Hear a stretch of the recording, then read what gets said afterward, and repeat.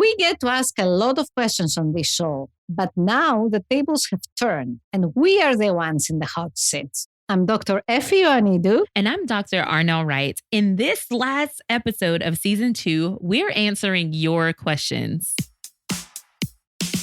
From the American Dental Association, this is Dental Soundbites, created for dentists by dentists. Ready? Let's dive right into real talk on dentistry's daily wins and sticky situations.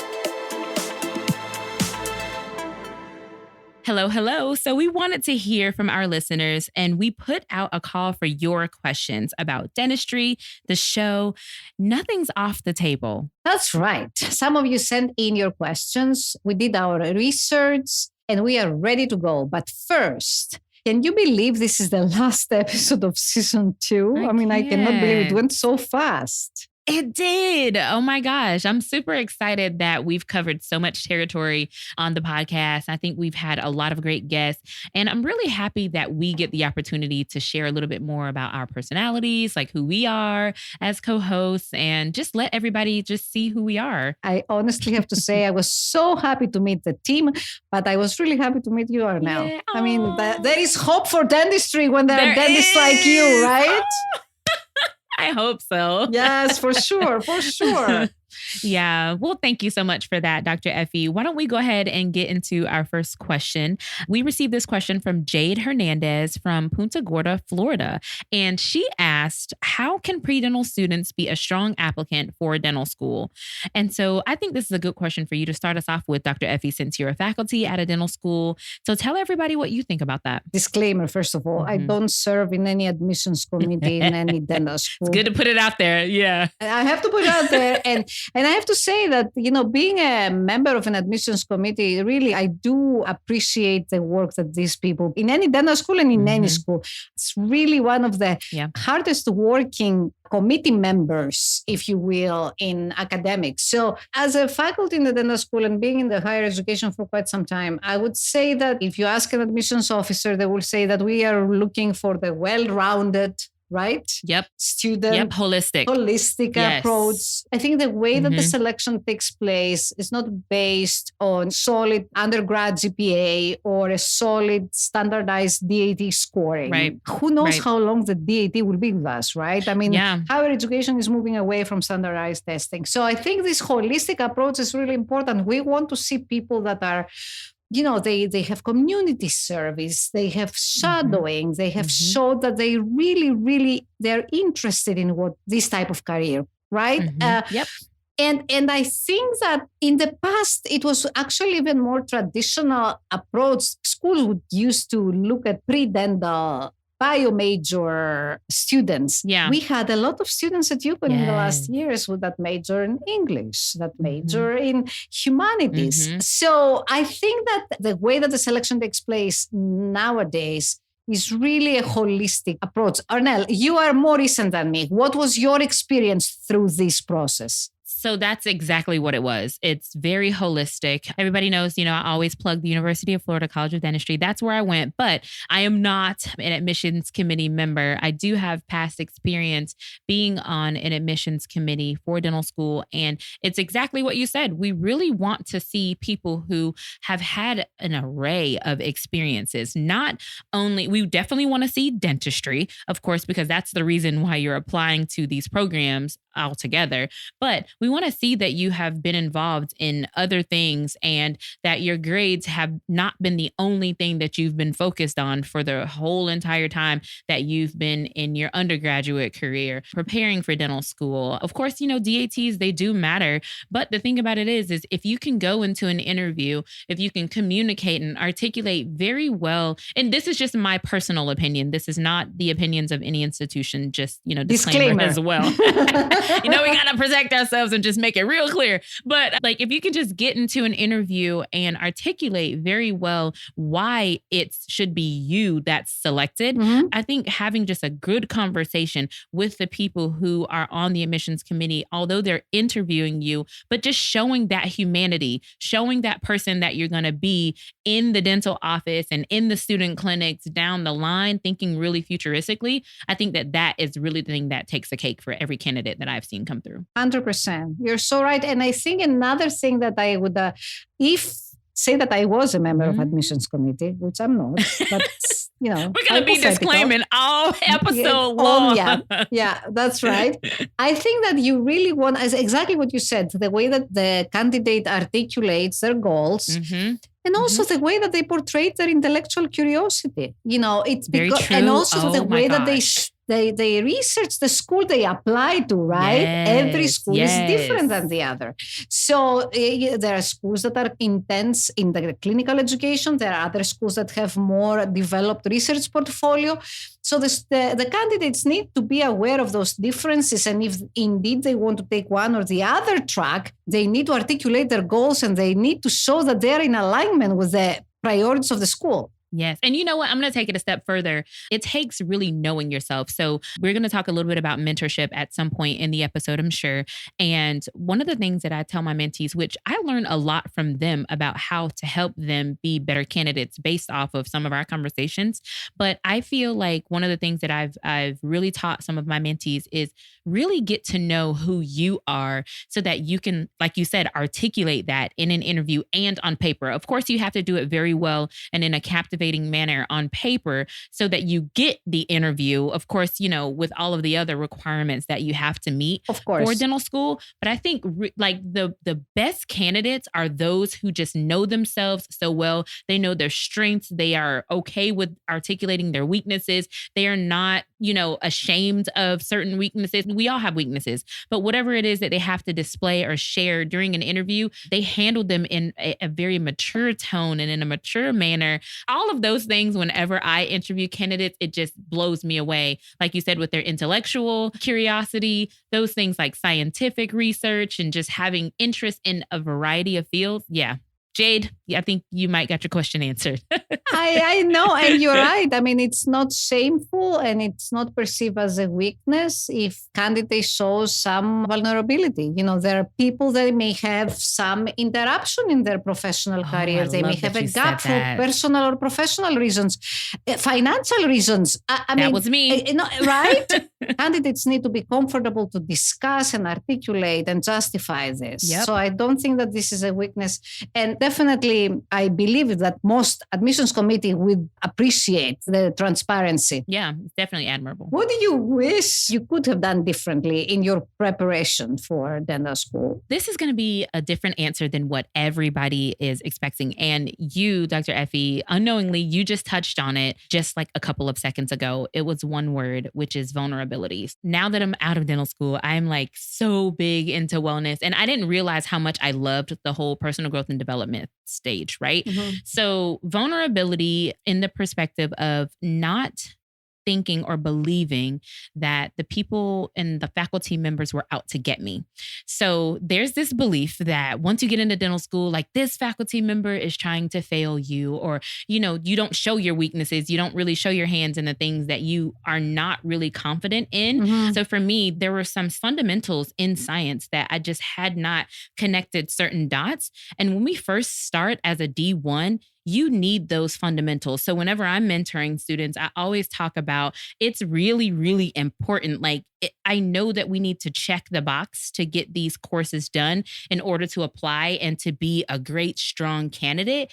But in dentistry, everything is compounding. All of the information, it compounds. So to answer your question directly, I really just wish that I was a little bit more vulnerable with my faculty members to say, hey, you know what? I didn't actually understand that concept, or I actually need to see it demonstrated in front of me, or to maybe let's talk through the science and then the application part of it from clinical perspective. I feel like if I were more open-minded and not so afraid that somebody was out to get me in the big institution, that I would have just been a little more comfortable as like a D1 in the institution. Yeah. I completely get this. I remember when I came to the US as a first-year resident, mm-hmm. I was not comfortable at all with the language. Obviously, there was a language barrier. I spoke English. I was reading and writing very well, but the speaking was kind of weird. So I remember I was so afraid, exactly what you said, but from different perspective.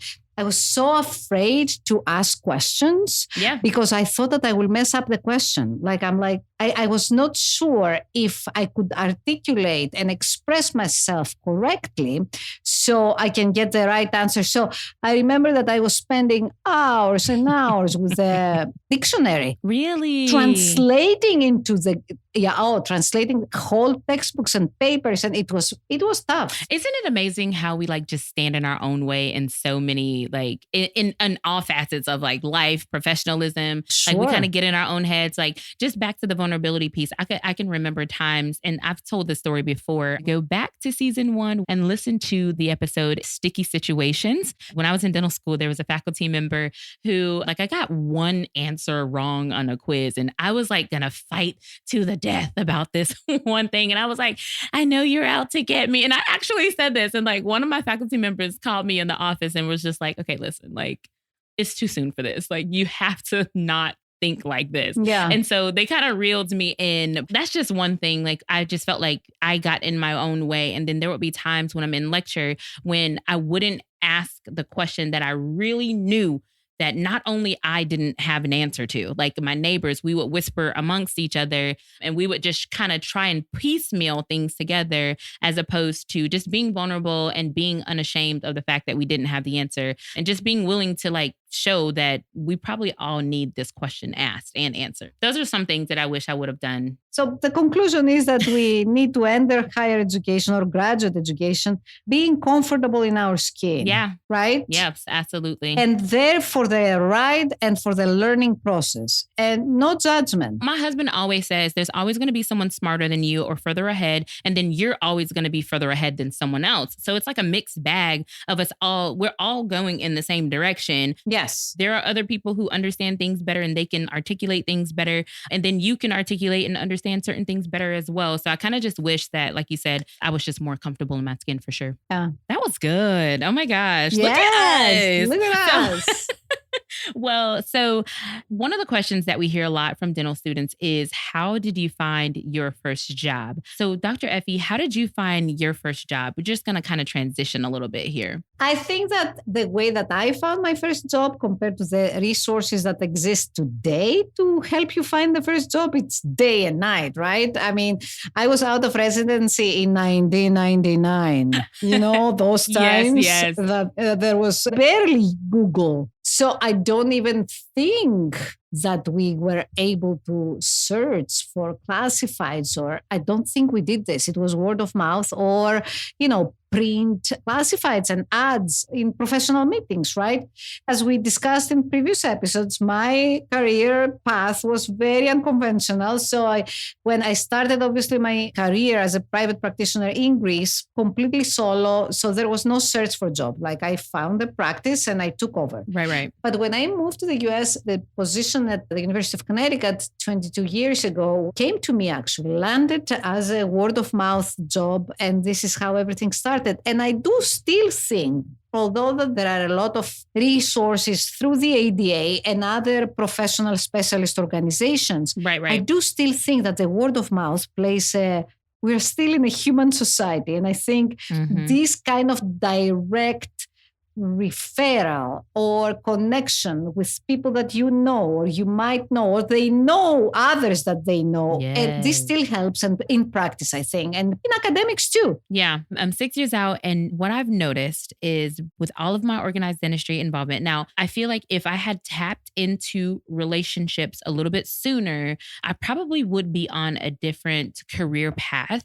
And looking at my quiz answers from the career path quiz in the ADA member app, I'm very collaborative, but I didn't realize that until it's you don't know what you don't know, right?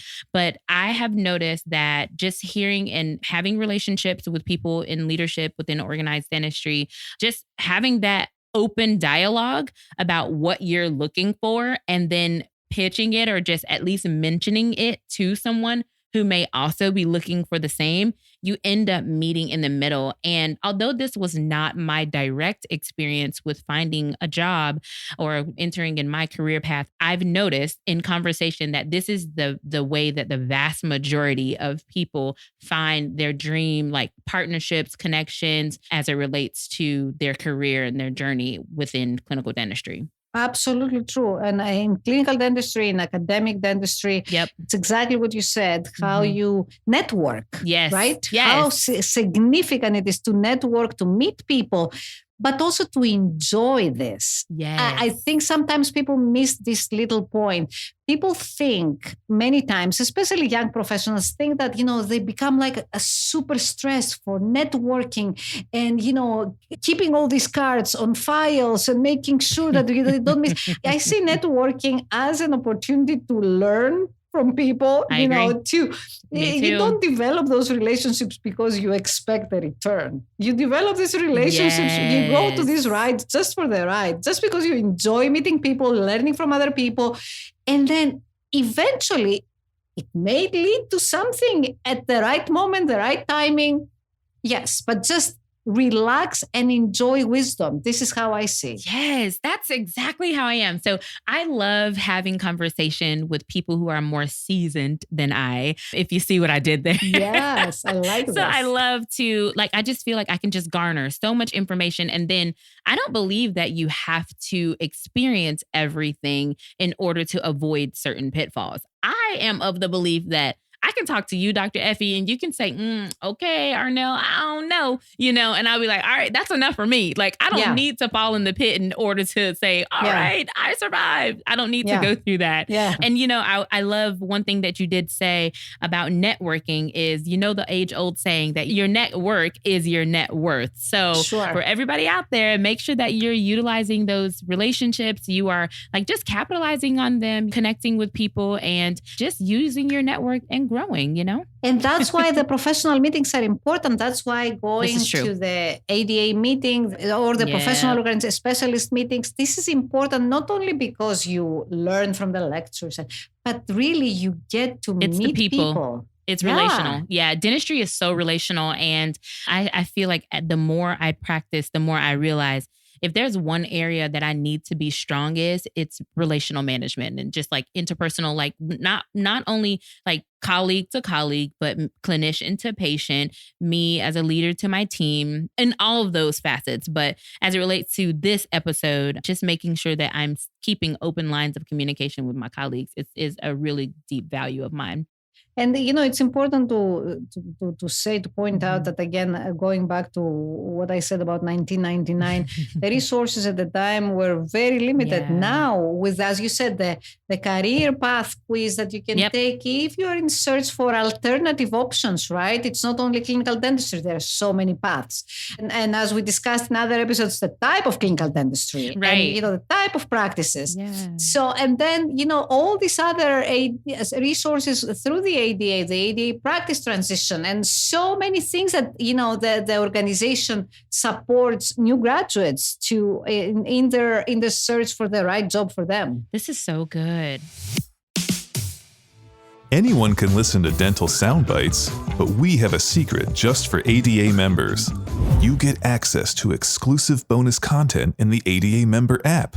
Unlock it today at ada.org/app.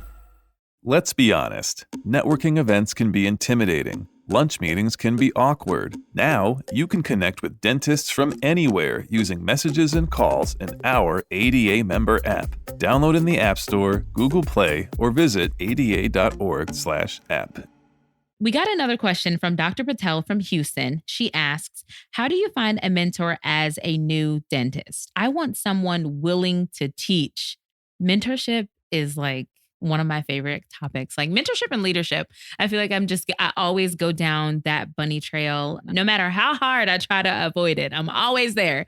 I feel like it's a simple thing. Just ask. For one, you have to survey the people who you are around, in my opinion. Listen to those people and see if they have a teacher's heart. Oh, that's good. Yeah. I used to be a teacher before I was a dentist. And so no matter what I do, I always find myself teaching someone or like kind of elevating and bringing someone up to speed. And so I just feel like if those people who have those natural characteristics, those are the people that you then, take the next step and you ask them if they will take you under their wing, if they will mentor you, if they will allow you to come into the practice. Now you have to be willing to take a couple of days off of your office or, miss a couple of days of work or not go on that weekend trip or whatever it is to make sure that you honor their time. But I think just surveying the people who are in your sphere of influence is the way that I call it, then asking them to take you under their wing is a way that I do it. You said something really important. You said that the mentor needs to have the teacher's heart. This is very, very deep. Yes. I'm such a deep thinker. I'm gonna borrow this for life, Arnell. I'm gonna use it. Yes. Oh, you got it. Yes. This is really important. I express it differently, but basically both of us say the same thing. I always say that a good mentor is someone that is done with themselves and they are altruistic. They are ready to give back, right? So, and you said to the teacher's heart, which is important because I think you bring up the skills of communication, how a mentor should be. The mentor is not supposed to put down the mentee. There is supposed to be an alignment of expectations.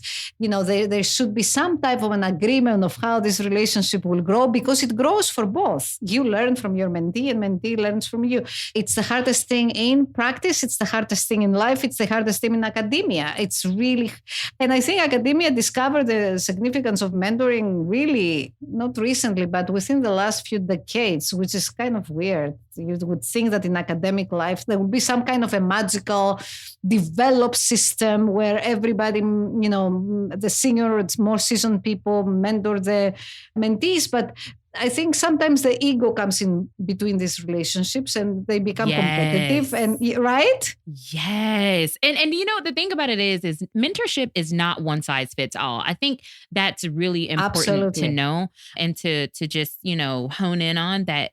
What works for me, it may work different than my neighbor or even for you. And it's just really like their mentor-mentee relationships. I feel like they are formed gradually. It's not something that you can say, sign me up and I'm going to be your mentor, because my expectation of you as a mentor may be completely different of your expectation for yourself as my mentor and for me as a mentee. So like when I have my mentorship conversations with people that I mentor, I ask them, okay, so what is it that you're going to be expecting from me? Or what is it that you need the most help with? Let me see if I am that person for you. Yeah. So I do have some of those conversations. It's more of a self-awareness approach to see if I have the skills, if I have the tools and the resources to help them along whatever journey or whatever they're reaching out to me for mentorship for, or if I need to kind of make a recommendation for them to be mentored by someone else. It's exactly right. Because, say a young dentist in clinical practice, the need for a mentor may be related to clinical dentistry, but may be related to, as you said, the development of relationships with other practitioners, colleagues, the approach towards patients. So yeah, conflict resolution or something like that with team and practice management. Exactly. So it doesn't mean that one single person is there to help you navigate those challenges that are, spread in so many different directions. So I think you're absolutely right. The alignment of expectations is so critical. It's so important. And we do want to recommend to all of our listeners out there that we did have a mentorship episode on season 1 of the podcast. It was episode 5. We had the power of connection with Dr. Kathy Hong as our guest, and she broke down some amazing techniques and just some of her approaches to mentorship that may be useful to you all as well. And the ADA gives you the opportunity also to connect with mentors, correct? Yes. As a member, you can opt in, you can designate yourself as a mentor, and then start helping the community if you feel that you can do this. Yeah. So moving right along, Dr. Effie. So many questions, but a lot of them that we received were related to the career path for international dentists. So we received questions from international dentists asking about transitioning to work in the US. And that's a tough one. Yeah. Definitely, it's not an easy answer. It depends on the state, right? Every state has their own regulations and expectations for licensure. Again, disclaimer, I'm not a You're not the expert on this, huh? I'm not a licensure. I'm not an expert on the dental licensure in the US. But I can tell you that there are a lot of opportunities. The number one step that everybody needs to do before even they start thinking about this is to make sure they pass the national boards, right? Yeah. Start with this, see where you are. Yeah, there's just like certain places you have to start. That's the starting point. Is that what you're saying? Like that's exactly the starting point. Of course, there are other options. There are the options of doing advanced standing educational programs. Are you aware of those? Do you know, Arnel? The advanced standing programs? No. The advanced standing programs are programs that many dental schools offer. Okay. And they are programs for existing dentists. So say you received your dental degree in Greece or in any country of the world. I just gave a random example. And you move to the US. Instead of dealing with specific state regulations and for licensure, you decide and you say, you know what, I'm going to repeat dental school. So I will be in an advanced standing status. Many schools have this in 2, others in 3 years. So you repeat your training and you end up with you graduate with a DDS or DMD from an accredited dental school, so in the US. So problem solved. So then you follow your standard process of what you had, right? I might have heard of it. I may not have known that it was called advanced standing programs. That may just be the thing that, because I know people who have gone that route. I just didn't know what it is that they were doing. I thought that they just had to pass the national board. I'm a little bit out of the loop with that. That's one way to do it. The other way is to go and do your national boards, perhaps do residency. Again, different states have different regulations. And then based on what type of residency you have done, based on how many years you were in residency, there are some options towards licensure. Of course, after how do they call it now? They call it REBS or NERBS, or they have changed the number. ADEX, yes. It depends on the state, right? Right. So it's not an easy answer. And having said that, in addition to all this, the burden of getting your equivalence of dental license, the other burden is the burden of immigration, right?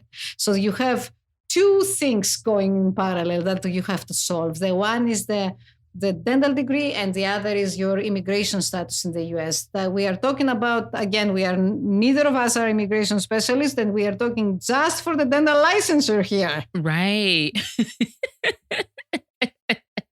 Yeah, but there's just a few things that you have to sift through, apparently. So for all of our listeners out there, we'll make sure that we include like a link to the show notes with information for our international dentists, including like requirements for licensure. So we're going to get some experts to provide us with some information to plug here in our show notes to really help you. Contact information for dental state boards, links to the ADIA website regarding information about the advanced standing education programs, and then other FAQs that could help you also get your questions answered on that topic. For sure. So here's another one that frequently comes up. Dentists tell us that they feel confident in their clinical skills, but they struggle with some of the more administrative aspects of being a dentist. Yeah, here we go. This is what we're talking about. So how can they build up that skill set? What do you think? I think it's what we discussed before. I think it's important not to be afraid to ask questions. Yeah, I agree. Yeah. Most of the dental schools offer some type of guidance or training on the practice management courses. It's only a semester long, though. Yeah, that's exactly right. Like when you're on your way out the door and all you, as a D4, all you're thinking about is getting that piece of paper so that you can go and apply for a job. Sure. You're absolutely right. So this is the thing. And that's why earlier when we were talking about mentorship, I was thinking about, that most of the people in practice, dentists in practice, the first thing that pops in their mind is the clinical skills. But the reality of the matter is that everything else surrounding the practicing dentist are challenges that are a little bit more complex than just the clinical skills. The clinical skills we solve. We train people well on this. Yeah. But what do we know about administrative, as you said, skills? What do we know about conflict resolution with colleagues? Yeah. And with patients? Yes. Right? Yes. from the perspective of a newer dentist, one of the things that I always do at my state meeting is I try to take a practice management class. So this year was my first year not doing that. Instead, I had my staff come to the state meeting and they took certain classes where they can bring back information. Cool. Yeah. So usually it was like a burden that I put on myself, and I would make sure that I took all of the classes.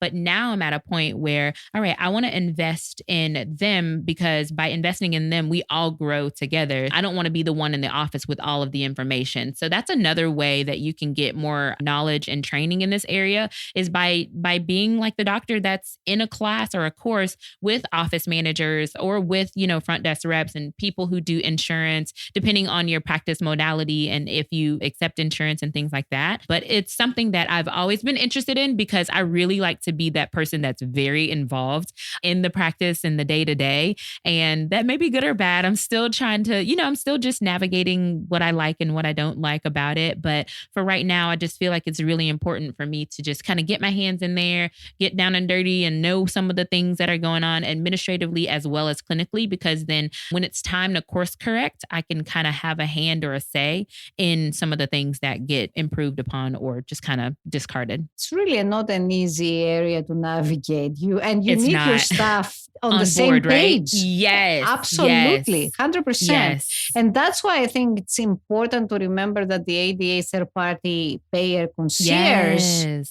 this gives a lot. I mean, if I was in practice, I wouldn't be able to understand the third-party payer. And it really requires so much effort. And I think as a member of the ADA, having the opportunity to have access to this, I find it as an amazing perk. Resources. Yep. Amazing. For sure. Here's a really good question from Dr. Shoblotsky from Medford, Oregon. She asks, what's one thing you learned on the podcast that you're still thinking about? So many nice memories. I know. Mia was very good. That was girl power that day. Oh my God. Yes.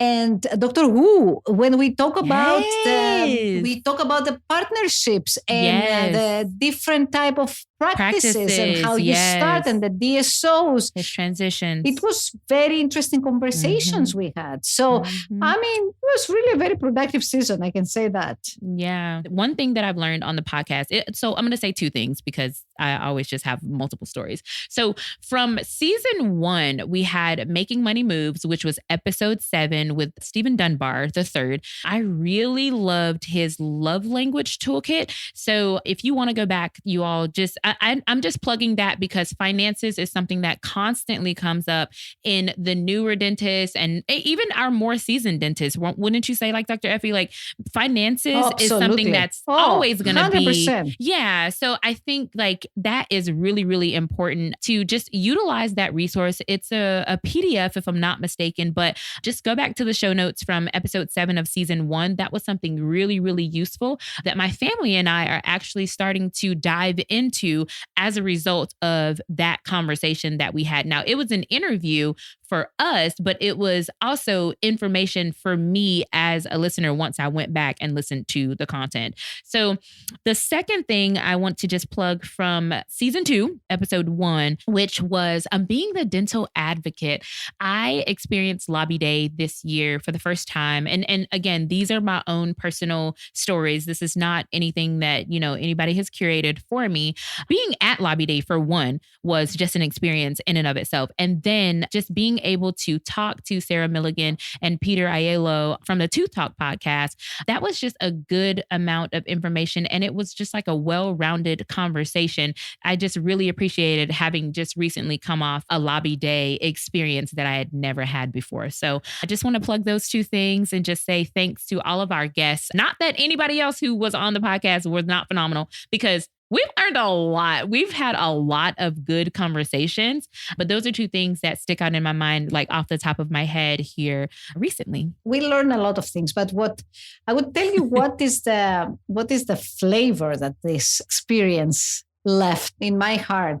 For me, the bottom line of these 9 episodes is that there is a lot of wisdom around us in our community. Yeah. I think that we learned so many things from so many different guests, right? We improvised. We had spontaneous conversations, questions, disagreements, agreements. For me, this shows that we, in the ADA community, we are so diverse. We are a diverse group of a lot of crazy and interesting people that can come together and have very interesting and intellectual conversations. And this is what I learned from the podcast. I really like the fact that we took so many different topics, right? Yes. From wellness to volunteering to you name it, mentoring, so many things. Yes, I agree. We really have to thank all our audience members that participated, responded to our request, and sent all these super interesting questions. Yes, absolutely. We had so many people who came. You spent your time with us. You sent in such questions like from the entire season. Like I just had such a blast. Yay! Go team go!